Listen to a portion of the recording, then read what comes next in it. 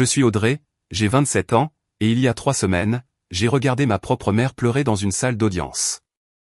Pas parce qu'elle regrettait ce qui m'était arrivé, mais parce qu'une juge lui a posé une question à laquelle elle ne pouvait pas répondre.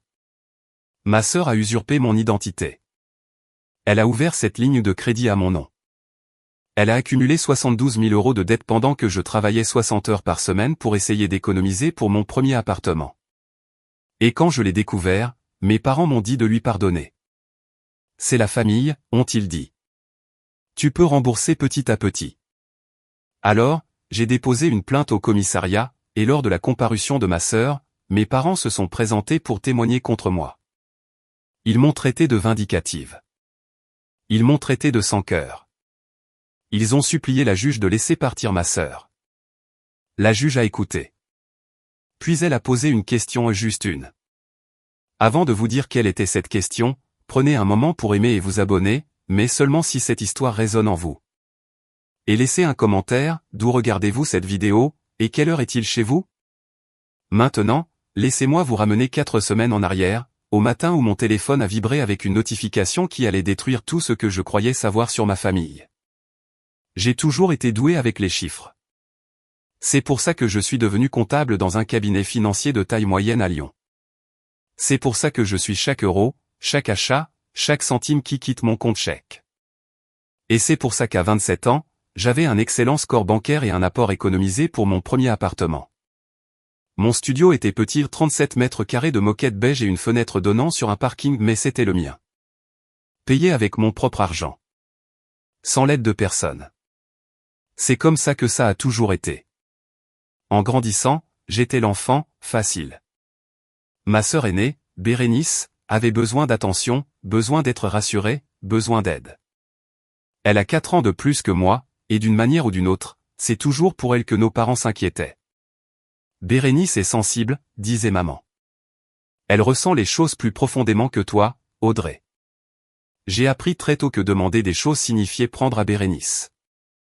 Alors, j'ai arrêté de demander. J'ai payé mes propres études, bourse, boulot à temps partiel, pâtes pour le dîner 3 soirs par semaine. Bérénice? Maman et papa ont payé ses frais de scolarité, son appartement et son assurance voiture jusqu'à ses 25 ans. Je ne me suis jamais plainte. À quoi bon? Tu es tellement indépendante, m'a dit papa un jour, comme si c'était un compliment, comme si j'avais choisi cela au lieu qu'on me l'impose. Je ne savais pas alors que mon indépendance faisait de moi la cible parfaite. Je ne savais pas que mon silence, mon autonomie, ma capacité infinie à gérer les choses seule, tout cela avait été noté, catalogué et transformé en arme. Mais je vais trop vite. Il y a 4 semaines, je croyais encore que la famille signifiait quelque chose. Que les liens du sang étaient plus forts que la trahison. J'étais sur le point d'apprendre à quel point j'avais tort.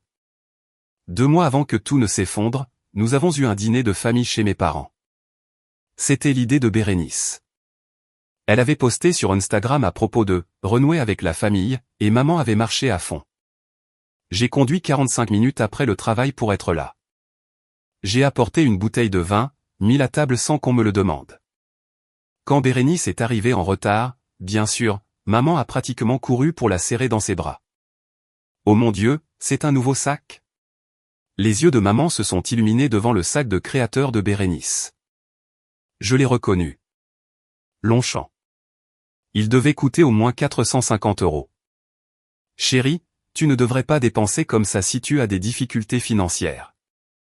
Bérénice a juste souri, rejetant ses cheveux blonds par-dessus son épaule. T'inquiète pas, maman. Je gère. Personne n'a demandé où j'avais eu mon sac. Personne n'a rien demandé du tout. Pendant le dîner, la conversation a tourné autour de Bérénice, son travail à la boutique, son nouvel appartement, sa vie amoureuse. Maman s'est penchée, inquiète. Tu as assez pour le loyer ce mois-ci, ma chérie? J'ai essayé une fois d'en parler. Je suis en train d'économiser pour un apport sur un appartement. Je devrais être prête à acheter dans quelques mois. Maman a hoché la tête distraitement. C'est bien, chérie. Audrey, tu peux débarrasser les assiettes? Plus tard, Bérénice m'a coincé dans la cuisine. Et, je peux t'emprunter ton ordi portable vite fait? J'ai besoin de vérifier mes mails. Mon téléphone est presque mort. Bien sûr. Je lui ai tendu sans réfléchir. Elle a disparu dans le salon pendant 20 minutes. Je ne me suis douté de rien. Pourquoi l'aurais-je fait? C'était ma sœur. Je ne savais pas qu'elle faisait défiler mes documents enregistrés, mon stockage cloud, le dossier que j'avais bêtement étiqueté « document important ». Je ne savais pas que ce dîner était une mission de reconnaissance, mais j'allais bientôt le découvrir. Je devrais vous parler de l'époque où Bérénice et moi avons vécu ensemble il y a 3 ans, juste après mon diplôme. Elle avait besoin d'une colocataire, j'avais besoin d'un loyer pas cher. C'était logique. Pendant 8 mois, nous avons partagé un T3 à Villeurbanne. Et parce qu'elle était ma sœur, parce que je lui faisais entièrement confiance, je n'ai jamais rien caché. Elle voyait mon courrier, mes relevés bancaires, ma carte vitale quand je remplissais des papiers pour mon nouveau travail. « C'est quoi ton numéro de sécu ?» m'avait-elle demandé une fois, nonchalamment, pendant que je triais des documents sur le canapé. Pourquoi? Je mets à jour les contacts d'urgence sur mon forfait téléphonique. Tu veux que je t'ajoute? J'ai débité les 15 chiffres sans hésitation. C'est ma sœur, ai-je pensé. Qu'est-ce qu'elle va faire? Usurper mon identité? Il y a eu d'autres moments, aussi. Des petits. Facile à oublier. Et, c'était quoi notre ancienne adresse? Celle sur Cours Émile Zola. J'en ai besoin pour une vérification de dossier. C'est quoi le nom de jeune fille de maman déjà? J'oublie toujours. C'est quand ton anniversaire? Je veux t'envoyer quelque chose. J'ai répondu à toutes les questions, donné chaque information qu'elle demandait parce que c'est ce que fait la famille, non? On ne garde pas de secret pour son propre sang. J'étais en train de lui fabriquer une clé, une pièce à la fois, et je ne savais même pas qu'il y avait une serrure. 3 ans plus tard, j'étais sur le point de découvrir exactement ce qu'elle avait fait avec tous ces petits détails, toutes ces questions innocentes. Mon téléphone allait vibrer. Une notification allait apparaître. Et toute ma vie allait s'effondrer comme un château de cartes construit sur le mensonge que ma sœur ne me ferait jamais de mal. Il était 7h42 un mardi. La notification est apparue pendant que je me brossais les dents. Alerte score bancaire. Votre notation a changé. J'ai failli l'ignorer. Ma note ne changeait jamais.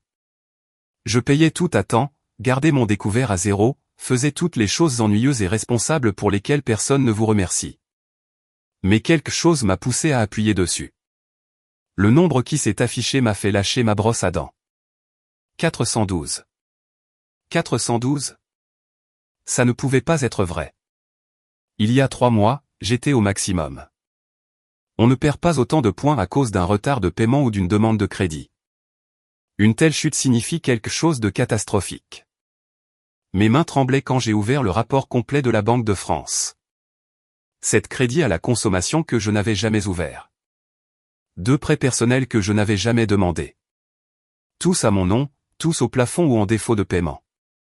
Dette totale, 72 047 €. Je me suis assise sur le bord de ma baignoire parce que mes jambes ne me portaient plus. BNP Paribas. Société Générale. LCL. American Express. Des noms que je reconnaissais, des comptes que je n'avais jamais vus. Le plus ancien était ouvert depuis 18 mois. J'ai appelé le premier numéro que j'ai pu trouver. Ma voix ne ressemblait pas à la mienne. Il doit y avoir une erreur. Je n'ai jamais ouvert de compte à la BNP de ma vie. Le silence à l'autre bout du fil a duré trop longtemps. Madame, nous avons 7 comptes sous votre identité, tous en règle jusqu'à il y a 2 mois. Voulez-vous que je vous lise les adresses de facturation enregistrées? Oui. Elle a lu une adresse, l'adresse de mes parents. La pièce a commencé à tourner. Madame, vous êtes toujours là. J'étais là. Mais la personne que j'étais 5 minutes plus tôt, celle qui croyait en sa famille, elle était déjà partie. 5 ans. C'est le temps que j'avais passé à économiser pour un apport. 5 années de semaine de 60 heures. 5 années à dire non aux vacances. Non aux concerts. Non aux petits luxes qui font que la vie ressemble moins à de la survie. J'avais reçu un accord de principe pour un prêt immobilier la semaine dernière. L'agent immobilier m'avait déjà envoyé 3 annonces. L'une d'elles avait un balcon, un vrai balcon, pas un escalier de secours sur lequel quelqu'un a posé une plante. Je l'ai appelée cet après-midi-là. Sa voix est passée de chaleureuse à gênée en quelques secondes. Audrey, je ne sais pas comment te dire ça. La banque a sorti ton dossier financier mis à jour ce matin. Ils ont annulé l'accord de principe.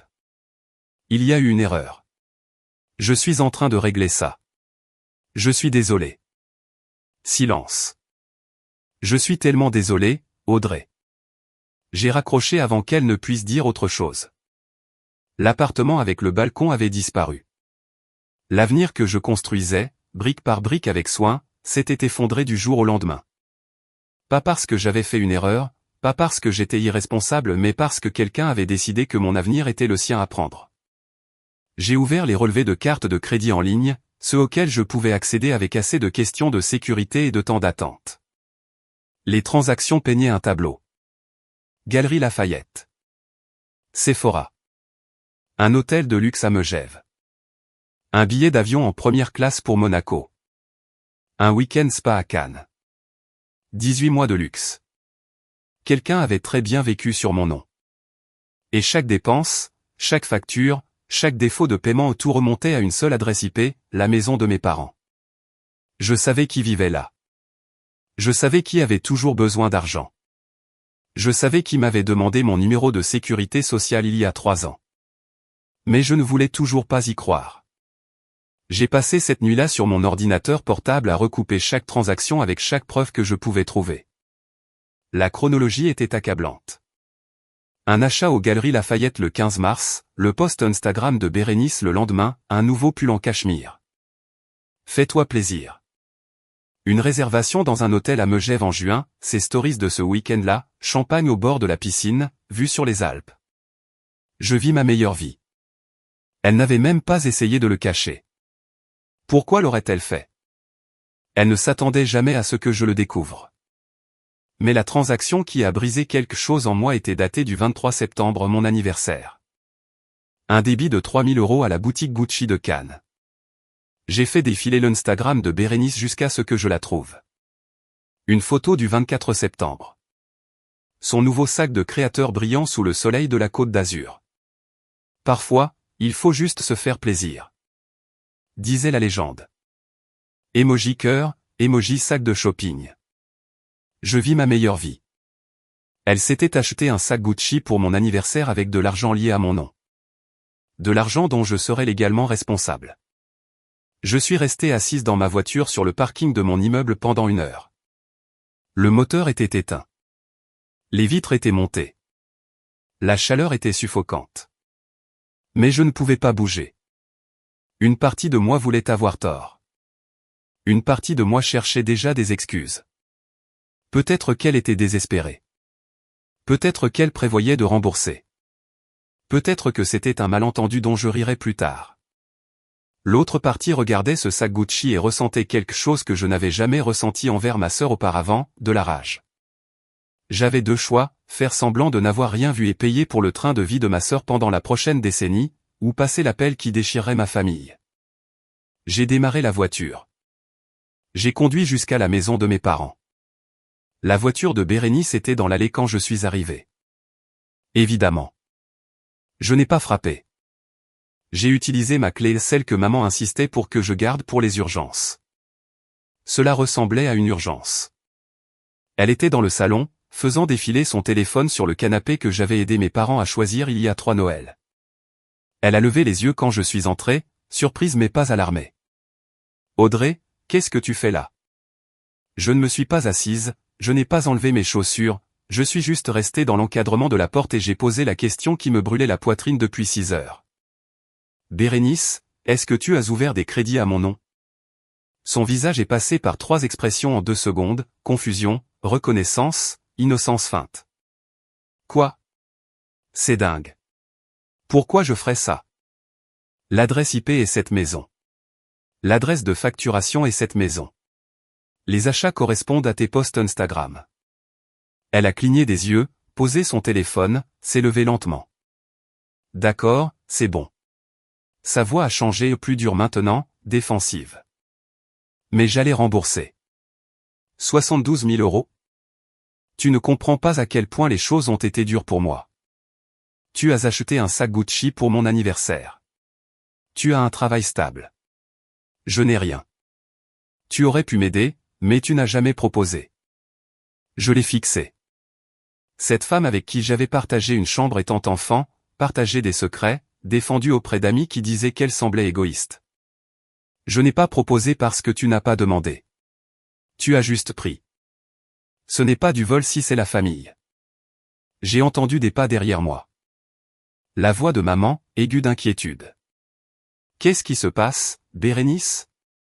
Pourquoi tu cries? Et juste comme ça, la vraie confrontation a commencé. Maman a balayé la pièce dans son tablier de jardinage, de la terre encore sur ses gants. Papa suivait quelques pas derrière, prudent comme toujours. C'est quoi tout ce bruit? Bérénice pleurait déjà. Je n'avais pas vu le changement se produire, mais il était là, des larmes coulant sur son visage, une voix tremblotante comme celle d'un enfant. Audrey m'accuse de vol. Je n'accuse pas, j'énonce des faits. Maman s'est tournée vers moi, son expression se durcissant déjà. Audrey, qu'est-ce qui se passe exactement? J'ai expliqué. Les cartes de crédit, les prêts, les 72 000 euros, l'adresse IP, les transactions qui correspondaient au train de vie de Bérénice comme des pièces de puzzle s'emboîtant parfaitement. Maman a écouté.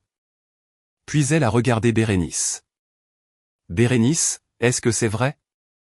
Un sanglot, un hochement de tête. J'ai attendu l'indignation, le choc, le comment as-tu pu? Au lieu de cela, maman s'est retournée vers moi. Tu ne peux pas juste l'aider à régler ça discrètement? Les mots m'ont frappé comme une gifle. Elle n'a rien volé. Elle a emprunté sans ma permission. Pendant 18 mois. C'est ta sœur. Elle a ruiné mon dossier bancaire. J'ai perdu mon appartement. Le dossier bancaire, ça se répare. Il y aura d'autres appartements. J'ai regardé papa. Il se tenait dans le coin, les bras croisés, fixant un poing sur le mur quelque part au-dessus de ma tête. Papa? Il a tressailli. N'a pas croisé mon regard. Ta mère a raison, Audrey. On devrait gérer ça en famille. Pas besoin d'en faire toute une histoire. Bérénice reniflait depuis le canapé. Maman est allée s'asseoir à côté d'elle, lui frottant le dos. Je me tenais seul dans le salon de mes parents, les regardant réconforter ma sœur la voleuse, celle qui avait passé 18 mois à vivre sur mon nom. Et j'ai réalisé que je n'avais jamais fait partie de cette famille. J'ai essayé une dernière fois. Je me le devais. Très bien, ai-je dit. Vous ne voulez pas que j'aille à la police? Alors aidez-moi à régler ça. Maman a levé les yeux, arrêtant de réconforter Bérénice. Comment? Un échéancier de remboursement. Toi, papa et Bérénice signaient quelque chose d'officiel. Une reconnaissance de dette. On l'a fait notarier. Bérénice rembourse l'argent au fil du temps. Je ne porte pas plainte. C'était plus que juste. C'était généreux. Nous n'avons pas ce genre d'argent, a dit maman. Je ne demande pas une somme forfaitaire. Je demande qu'elle rende des comptes. Les larmes de Bérénice s'étaient arrêtées. Elle me regardait maintenant avec quelque chose de froid dans les yeux. Je ne peux rien signer de légal, a-t-elle dit. Et si je ne peux pas faire les paiements? Tu me poursuivrais en justice? Tu me dois déjà 72 000 euros. J'essaie de garder ça hors des tribunaux. Silence. Papa a changé de jambe d'appui. Les mains de maman se sont figées sur le dos de Bérénice. Donc, votre solution, ai-je dit lentement, c'est que je paie pour les crimes de Bérénice de ma propre poche pour les 10 prochaines années? Maman a soupiré comme si j'étais dramatique. Tu trouveras une solution, Audrey. Tu le fais toujours. Ces 6 mots, tu trouveras une solution. Tu le fais toujours. Le mantra de toute mon enfance, l'excuse qu'ils utilisaient chaque fois qu'ils choisissaient Bérénice plutôt que moi. La raison pour laquelle j'avais passé toute ma vie à être autonome parce que je savais, même enfant, que personne ne viendrait me sauver. J'ai regardé ma mère, mon père qui ne voulait toujours pas croiser mon regard, ma sœur, déjà en train de vérifier son téléphone comme si cette conversation l'ennuyait, et j'ai pris ma décision. Vous avez raison, ai-je dit en ramassant mes clés. Je suis sorti sans me retourner. Bon, laissez-moi faire une pause ici une seconde. Je veux vous demander quelque chose parce qu'à ce moment-là, j'étais debout dans le salon de mes parents en réalisant que personne n'allait m'aider. Qu'auriez-vous fait? Auriez-vous tourné les talons et payé la dette vous-même pour préserver la paix? Ou auriez-vous fait ce que j'ai fait ensuite? Laissez votre réponse dans les commentaires, A pour préserver la paix, ou B pour agir. Et si vous êtes toujours avec moi, appuyez sur ce bouton d'abonnement parce que ce qui se passe ensuite. Même moi je ne l'ai pas vu venir. Le lendemain matin, j'ai tout dit à Marc. Marc Rivière travaillait 2 bureaux plus loin que moi. Le droit des sociétés n'était pas sa spécialité, il s'occupait surtout des contrats et de la conformité mais il avait passé le barreau. Et pour l'instant, il était la chose la plus proche d'un conseiller juridique que j'avais. Nous nous sommes assis dans la salle de pause pendant le déjeuner. J'ai tout déballé, les crédits, les prêts, la réunion de famille, le refus de mes parents d'aider. Il a écouté sans m'interrompre. Quand j'ai fini, il a posé son café. Audrey, ce n'est pas un litige familial. C'est une usurpation d'identité. Un délit grave. Je sais qu'elle pourrait encourir jusqu'à 7 ans de prison. J'ai eu l'estomac noué. 7 ans? C'est le maximum pour escroquerie aggravée. De façon réaliste, pour une première infraction, elle obtiendrait probablement du sursis et une obligation de remboursement, mais tu as tout à fait le droit de porter plainte. C'est ma sœur. Et elle t'a traité comme un distributeur de billets. Il s'est penché en avant. J'ai déjà vu ça. Les gens qui volent leur famille comptent sur une chose, que la famille ne les dénoncera pas. Au moment où tu déposes cette plainte, tu leur enlèves ce pouvoir. Et si j'avais tort? Et s'il y avait une explication? Y en a-t-il une? J'ai pensé à l'adresse IP, à l'adresse de facturation, au post Instagram, au sac Gucci acheté le jour de mon anniversaire. Non. Alors tu n'as pas tort. Il a sorti son téléphone, tapé quelque chose, l'a fait glisser sur la table. Commissariat central de Lyon, unité de la criminalité financière. Et tu voudras aussi déposer une plainte en ligne sur la plateforme Taisé. Il gère l'usurpation d'identité. J'ai fixé le numéro. Tout ce dont tu as besoin est déjà par écrit, a dit Marc. Les relevés bancaires, l'adresse IP, l'historique des transactions. La police demandera le reste par réquisition judiciaire. Tu n'as rien à prouver toi-même. J'ai enregistré le numéro. Je n'ai pas appelé ce jour-là, mais je ne l'ai pas effacé non plus. Cette nuit-là, je n'ai pas pu dormir. J'ai continué à faire défiler de vieilles conversations par SMS avec Bérénice. Des années de messages, de vœux d'anniversaire, de mèmes, de nouvelles aléatoires sur rien. Et puis j'ai commencé à remarquer des schémas. Il y a 3 ans, juste après que nous ayons arrêté d'être colocataires, et, c'est quoi ton ancienne adresse? Celle sur Cours Émile Zola. J'en ai besoin pour une vérification de dossier. Je l'avais envoyé sans poser de questions. Il y a 2 ans et demi, tu te souviens du nom de jeune fille de maman? J'ai oublié et j'en ai besoin pour un formulaire. J'avais répondu, Mercier. Pourquoi? Juste un truc de banque. Merci, Serette. Il y a 2 ans, c'est quand ton anniversaire déjà? Je veux t'envoyer quelque chose. Elle connaissait mon anniversaire. Elle avait été à 25 d'entre eux, mais je l'avais tapé quand même. 23 septembre. Et puis il y a 18 mois, une semaine avant l'ouverture de la première ligne de crédit frauduleuse, et, tu peux m'envoyer ton numéro de sécu? Je veux t'ajouter au forfait téléphonique familial. J'ai fait défiler jusqu'à ma réponse. 15 chiffres envoyés avec un emoji cœur. Voilà. Merci de m'ajouter. C'était là, par écrit. Le moment où j'ai remis à ma sœur la clé de toute mon identité financière sans même m'en rendre compte. Question de sécurité, adresse précédente, nom de jeune fille de la mère, numéro de sécurité sociale. Elle avait collecté des morceaux de moi pendant des années. Patiemment, méthodiquement, attendant le moment où elle en aurait besoin. J'ai fixé ce SMS pendant 20 minutes. Je l'avais envoyé. Moi. Je lui ai donné mon numéro de sécurité sociale parce qu'elle avait demandé gentiment et que je lui faisais confiance. Comment porter plainte contre quelqu'un pour avoir utilisé exactement ce que vous lui avez donné? Vous le faites parce que ce qu'ils en ont fait était un crime. J'ai pris mon téléphone et composé le numéro que Marc m'avait donné. L'unité de la criminalité financière était plus petite que ce à quoi je m'attendais. 3 bureaux, des néons, une fontaine à eau qui gargouillait dans le coin. La capitaine Angèle Faure avait une quarantaine d'années, des cheveux courts méchés de gris et le genre d'yeux fatigué qui avait vu trop de cas comme celui-ci. Elle a écouté pendant que je lui expliquais tout, les relevés bancaires, les transactions, les SMS, la réunion de famille. Quand j'ai fini, elle a hoché la tête lentement. C'est un cas clair, mademoiselle Cartier. Nous allons ouvrir une enquête. Combien de temps cela prendra-t-il? Quelques semaines pour rassembler les preuves. Nous ferons des réquisitions, tracerons les adresses IP, vérifierons les signatures sur les demandes. Elle m'a regardé.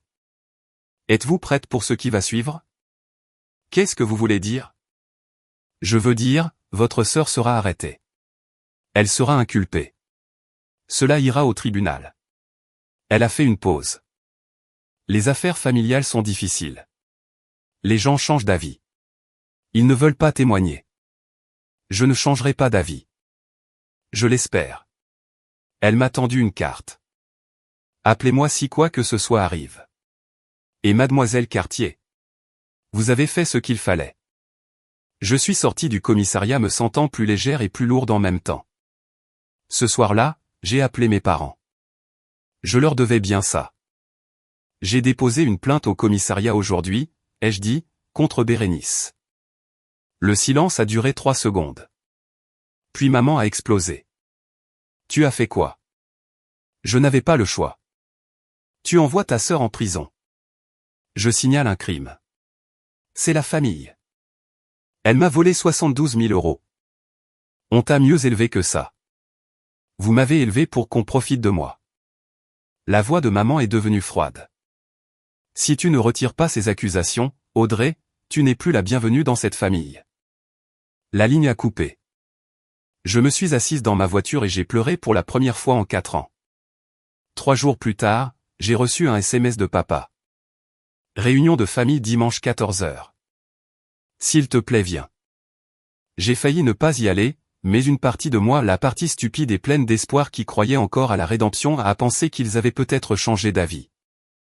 Peut-être qu'ils avaient réalisé à quel point ils avaient eu tort. J'avais tort d'avoir tort. Quand je suis entré dans le salon de mes parents, ce n'était pas seulement maman, papa et Bérénice qui m'attendaient.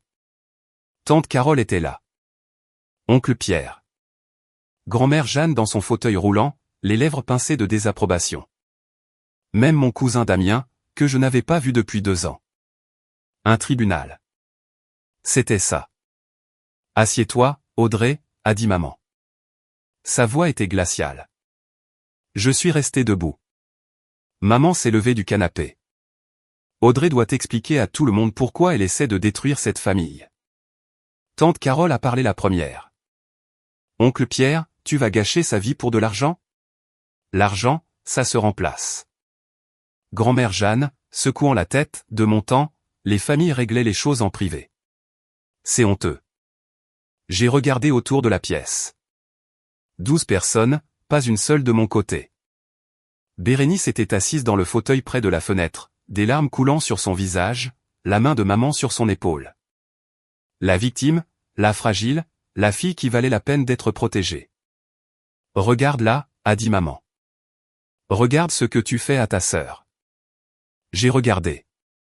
J'ai vu une femme de 31 ans qui avait passé 18 mois à me voler sans une seconde pensée.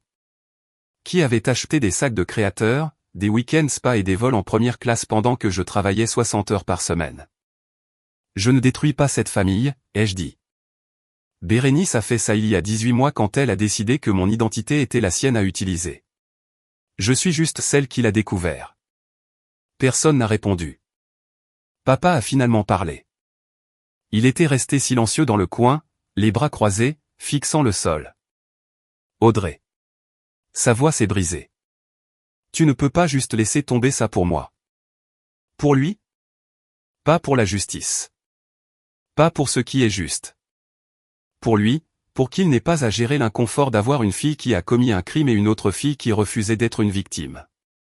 Je l'ai regardé, vraiment regardé pour la première fois depuis des années. Il semblait plus petit que dans mes souvenirs, plus vieux, brisée d'une manière qui n'avait rien à voir avec moi. Non, papa, je ne peux pas. Maman s'est levée. Alors nous n'avons plus rien à nous dire. Si tu franchis cette porte, Audrey, ne reviens pas. La pièce a retenu son souffle. 12 paires d'yeux sur moi, attendant. J'ai pris mon sac à main, marché jusqu'à la porte, puis je me suis retourné une dernière fois. J'ai passé toute ma vie à être la fille qui n'avait besoin de rien. Celle qui se débrouillait seule. Celle qui ne demandait jamais d'aide parce que je savais qu'elle ne viendrait pas. Et j'ai accepté ça. Ma voix était stable, plus calme que je ne me sentais. Mais je n'accepterai pas de payer pour un crime que je n'ai pas commis juste parce que la criminelle partage mon nom de famille. J'ai ouvert la porte, je l'ai franchie. Derrière moi, j'ai entendu maman commencer à pleurer pas les reniflements doux qu'elle avait fait pour Bérénice. C'étaient des sanglots affreux. Le son de quelqu'un perdant le contrôle d'un récit qu'elle écrivait depuis 30 ans. J'ai continué à marcher. Je ne savais pas que ce serait la dernière fois que je verrais ma famille avant le tribunal. Et je ne savais certainement pas qu'ils préparaient déjà leur prochain coup. 3 semaines de silence. Pas d'appel de maman, pas de SMS de papa. Bérénice m'a bloqué partout, Instagram, Facebook, même LinkedIn, comme si j'avais essayé de réseauter avec elle après ça. Je suis allé travailler, je suis rentré, j'ai vérifié mon dossier bancaire de manière obsessionnelle, j'ai attendu. Puis la capitaine Fort a appelé. Mademoiselle Cartier, nous avons assez pour poursuivre. Le procureur engage les poursuites. Je me suis assise sur le sol de ma cuisine parce que mes jambes ne me tenaient plus. Quelle charge? Usurpation d'identité, escroquerie à la carte bancaire, détournement de courrier. Elle a redirigé certains de vos relevés vers l'adresse de vos parents. Une pause. Elle risque 5 à 7 ans si elle est reconnue coupable. 7 ans, ai-je répété. C'est le maximum. De façon réaliste, sans casier judiciaire, elle obtiendra probablement une comparution avec reconnaissance préalable de culpabilité, du sursis, un remboursement, peut-être des travaux d'intérêt général. Une autre pause. Mais il y a autre chose que vous devez savoir. Quoi? Au cours de notre enquête, nous avons trouvé une autre victime.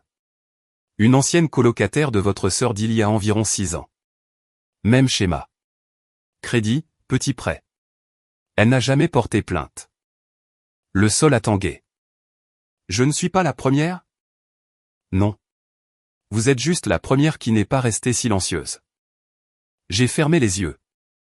Toutes ces années à penser que j'étais spéciale. La sœur de confiance. Celle à qui Bérénice ne ferait jamais de mal. Je n'étais pas spéciale. J'étais juste la suivante sur la liste.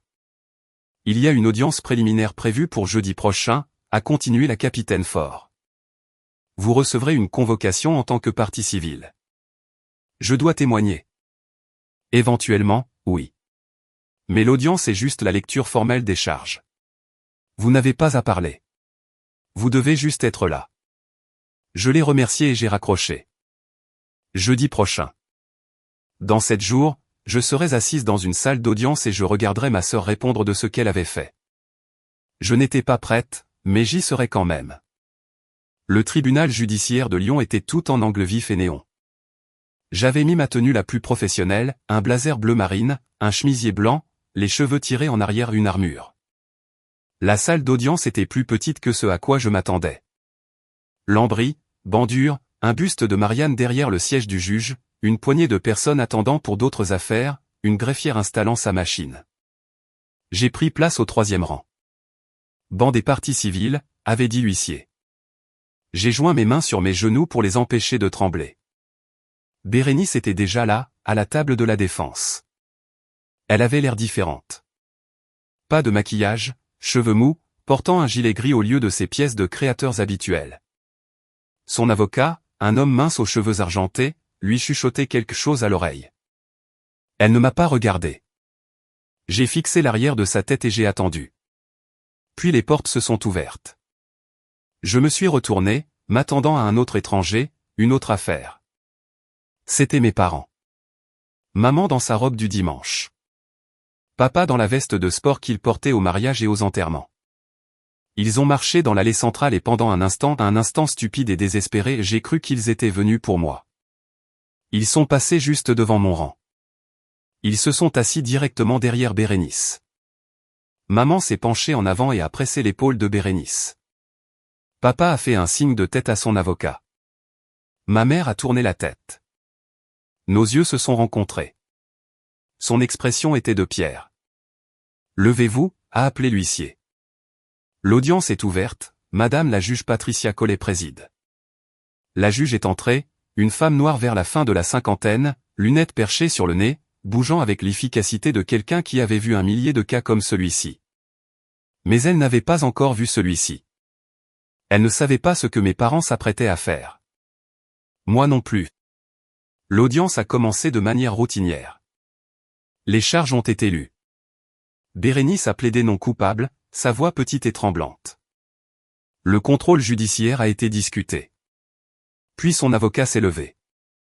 Madame la juge, nous avons 2 témoins de moralité qui aimeraient parler au nom de la prévenue.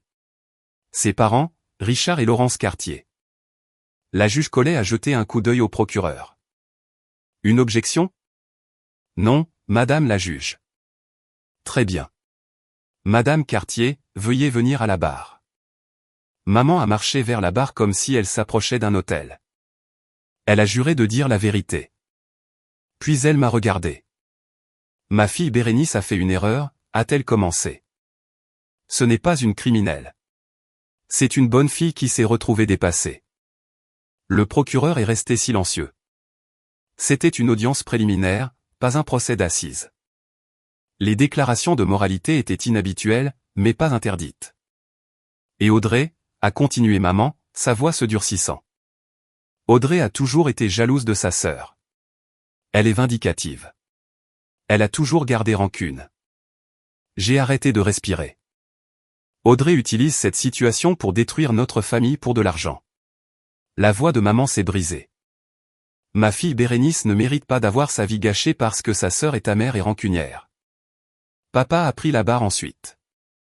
Son témoignage était plus court, mais non moins dévastateur. Bérénice allait rembourser, a-t-il dit.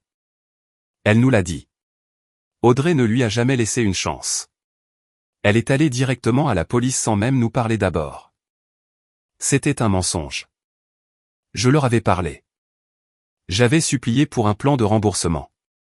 Mais je ne pouvais pas parler. Les témoins n'ont pas le droit d'interrompre.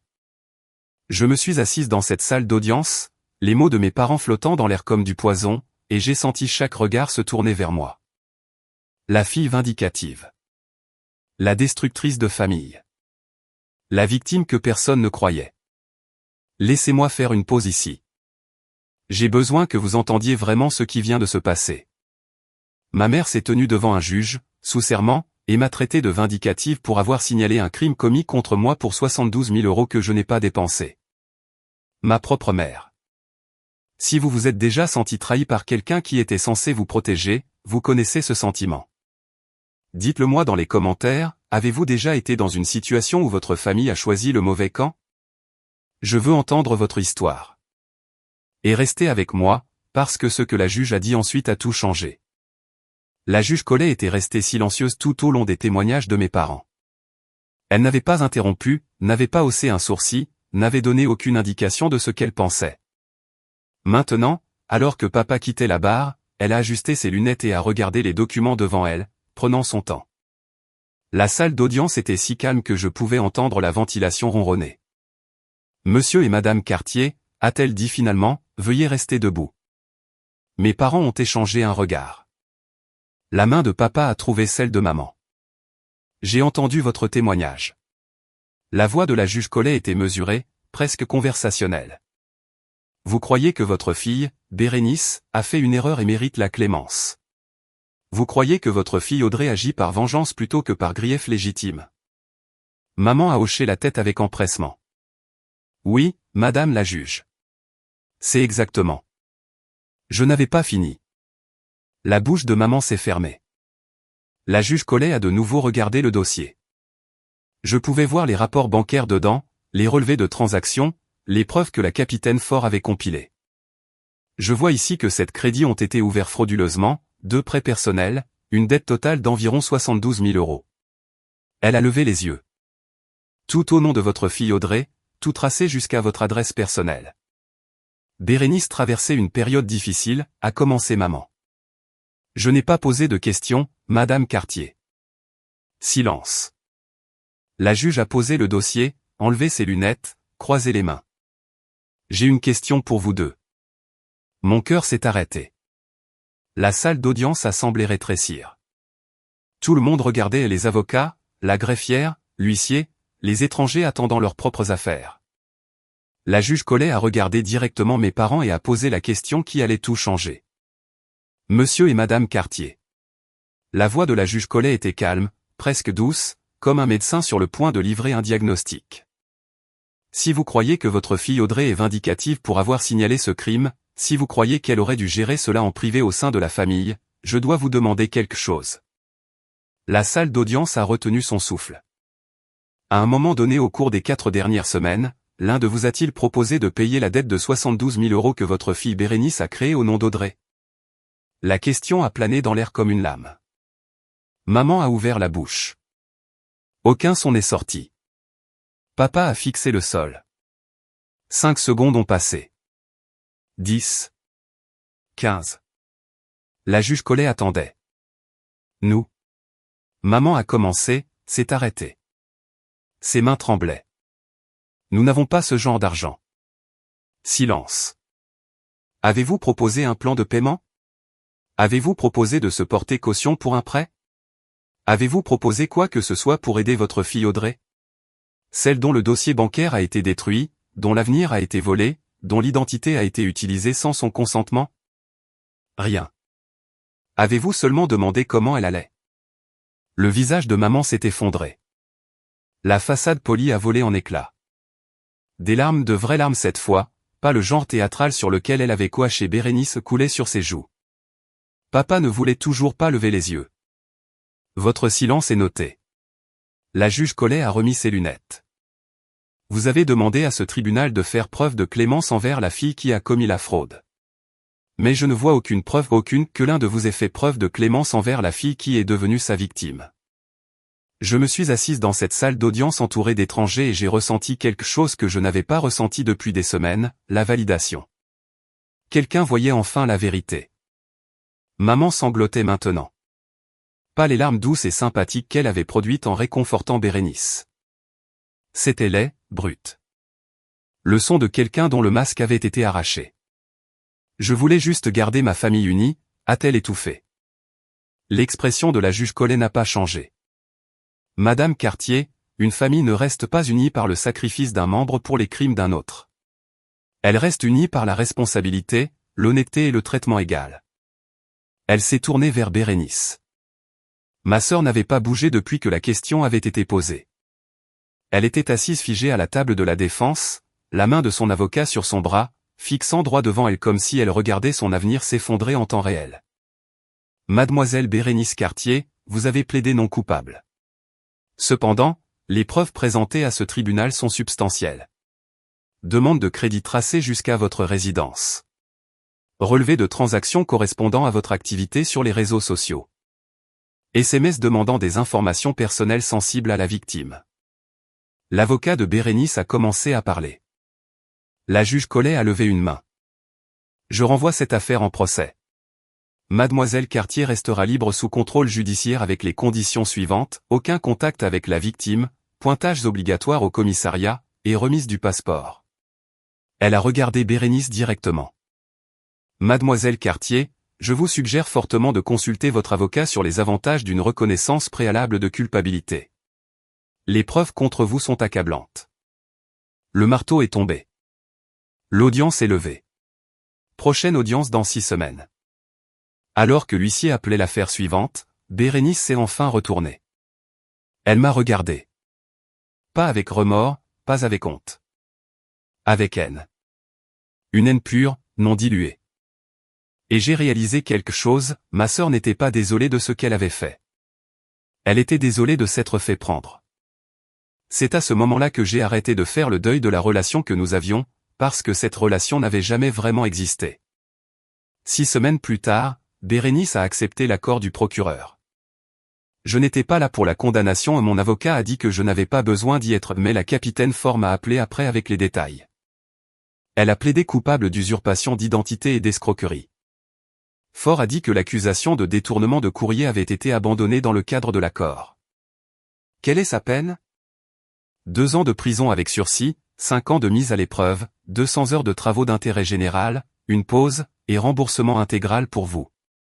72 000 € plus les intérêts. Elle fera des paiements mensuels jusqu'à ce que ce soit remboursé. J'ai fait le calcul dans ma tête. À son niveau de revenu, cela prendrait au moins 10 ans, peut-être plus.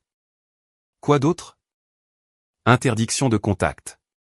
Elle ne peut pas vous approcher, vous appeler, vous envoyer un email ou vous contacter par des tiers. Si elle viole sa mise à l'épreuve, manque un paiement, rate un pointage, quoi que ce soit, son sursis tombe et elle va en prison pour 2 ans. Et son casier judiciaire. Ce sera inscrit. Ça apparaîtra sur chaque vérification approfondie.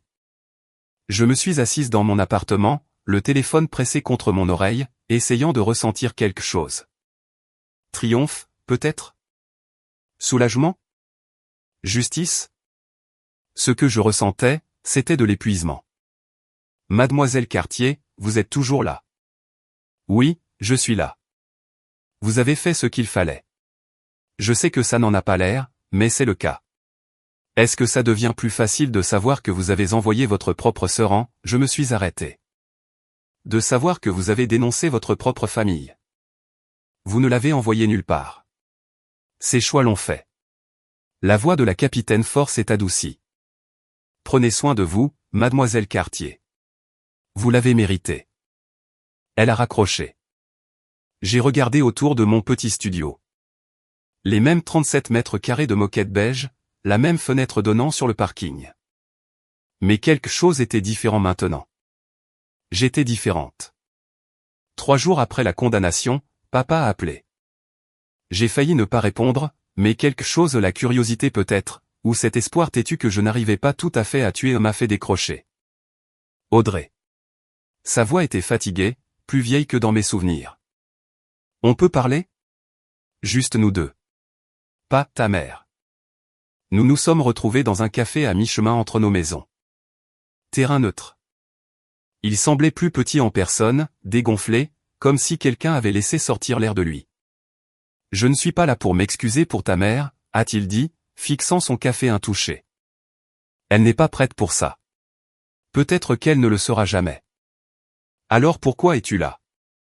Il m'a enfin regardé. Parce que j'aurais dû dire quelque chose. À la maison, au tribunal. Il a dégluti. Je savais que c'était mal. Ce que Bérénice a fait. Ce qu'on te demandait d'accepter. Je ne savais pas comment arranger ça.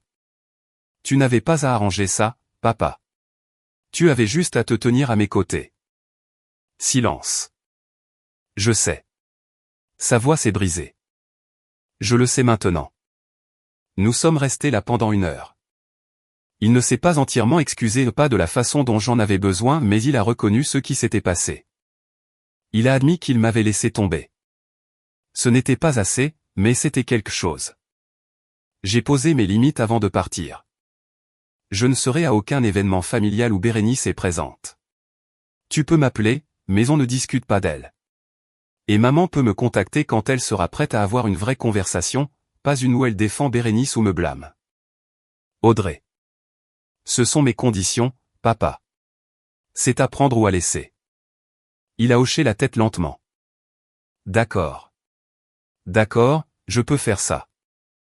Je suis rentré seul. Une relation récupérable, une incertaine, une morte. Ça devrait suffire. 6 mois après le procès, j'ai reçu mon premier chèque de remboursement, 450 €. Une fraction de ce que Bérénice me devait. Mais c'était quelque chose. La preuve que les conséquences existaient. Que les actions avaient du poids. Je l'ai déposé sur mon compte épargne et j'ai regardé le chiffre grandir. Ma note bancaire était remontée. Toujours pas génial, mais en amélioration. Chaque mois, les comptes frauduleux étaient supprimés. Chaque mois, je récupérais un morceau de moi-même. Au travail, quelque chose d'inattendu s'est produit. Ma patronne m'a appelé dans son bureau. J'ai cru que j'avais des ennuis, mais au lieu de cela, elle m'a offert une promotion. J'ai entendu parler de ce que tu as traversé, a-t-elle dit. Pas les détails, juste les grandes lignes. Il faut beaucoup d'intégrité pour poursuivre quelque chose comme ça quand la famille est impliquée. Ce n'était pas une question d'intégrité. C'était une question de survie. C'est la même chose parfois. J'ai eu une augmentation, un nouveau titre, un bureau avec une fenêtre petit mais le mien. L'appartement avec le balcon avait disparu depuis longtemps, mais j'en ai trouvé un autre. Signature dans 8 mois. L'apport était presque prêt. Je vivais toujours dans mon studio, je suivais toujours chaque dollar. Mais le suivi semblait différent maintenant. Moins comme de la survie, plus comme de la construction. Moins comme se cacher, plus comme grandir. J'avais une thérapie toutes les 2 semaines. Un groupe de soutien pour les victimes d'usurpation d'identité une fois par mois.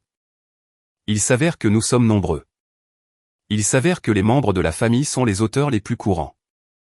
Je n'étais pas seul. Je n'avais jamais été seul. Je ne savais juste pas où regarder. Un soir, je me tenais dans ma cuisine en train de me préparer à dîner et j'ai réalisé que je fredonnais. Je ne pouvais pas me rappeler la dernière fois que j'avais fait ça. La guérison n'est pas une ligne droite. Mais j'étais enfin en train de la parcourir. Les gens me demandent si je le regrette porter plainte, perdre ma famille, regarder ma mère pleurer dans une salle d'audience, et ne ressentir rien d'autre que de la vindicte. La réponse honnête est, parfois. Certains soirs, je tends encore la main vers mon téléphone pour envoyer un truc stupide à Bérénice. Un mème, un souvenir, une question que seule elle comprendrait. Puis je me souviens, et l'absence frappe à nouveau. La sœur que je pensais avoir me manque. Les dîners du dimanche où je me sentais partie prenante de quelque chose me manquent. Le fantasme d'une famille qui me faisait passer en premier me manque, même si ce fantasme n'a jamais été réel. Mais je ne regrette pas de m'être choisi.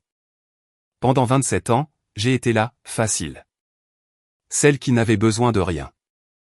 Celle qui gérait les choses pour que tout le monde puisse s'effondrer. Cette Audrey a disparu. L'Audrey que je suis maintenant a des limites. Des limites claires et non négociables. Je ne partage d'informations personnelles avec personne, famille ou autre, sans raison. Je n'accepte pas la culpabilisation comme argument. Je ne sacrifie pas mon bien-être pour que d'autres personnes puissent éviter l'inconfort. Et je ne confonds pas l'amour avec la tolérance envers les mauvais traitements. Ma mère a dit que j'ai détruit notre famille.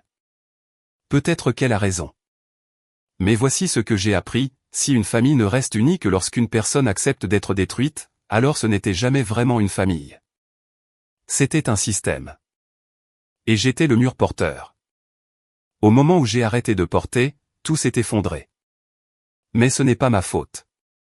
C'est juste de la physique. Alors, si vous regardez ceci et que vous avez déjà eu à choisir entre préserver la paix et préserver votre amour-propre, je veux entendre votre histoire. Lâchez-la dans les commentaires. Nous sommes tous dans le même bateau.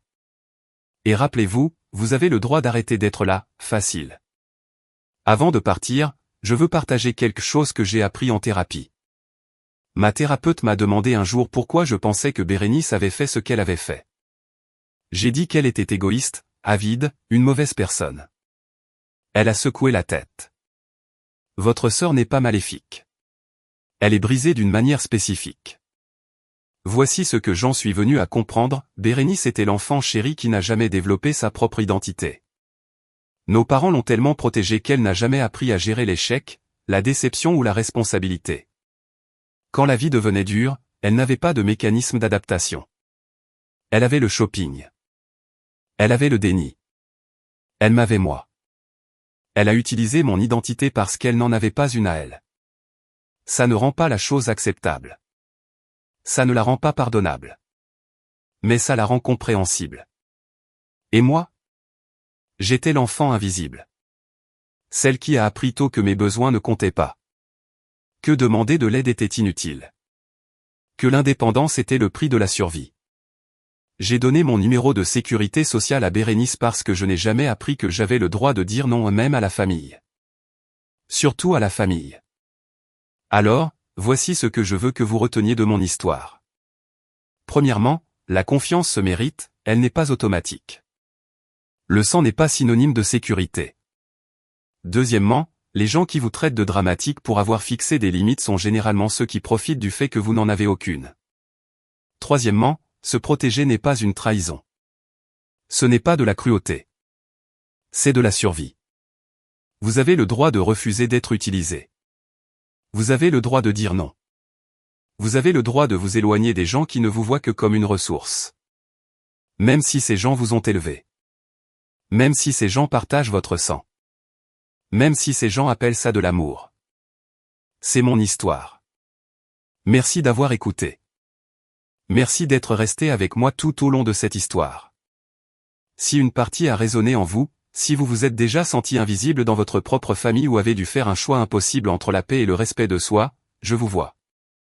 S'il vous plaît, partagez votre histoire dans les commentaires. Je lis chacun d'entre eux. Et si vous voulez plus d'histoires comme celle-ci, abonnez-vous et vérifiez la description pour des vidéos similaires. Prenez soin de vous. Vous le méritez.